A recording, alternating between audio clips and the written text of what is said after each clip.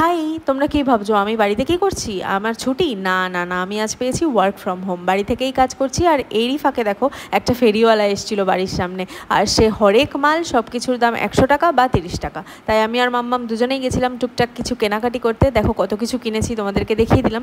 আর যেহেতু আমি বাড়িতেই আছি তাই অভি বাড়িতে এসেছিলো লাঞ্চ করতে। ও এসে কি বলছে বলো তো, বলছে আমার নাকি খুব ভালো কপাল, তাই ওয়ার্ক ফ্রম হোম পেয়েছি। আর ও এই গরমে বাড়িতে এসছে, ফ্যানটাও নাকি ওকে দেখে আস্তে আস্তে চলছে।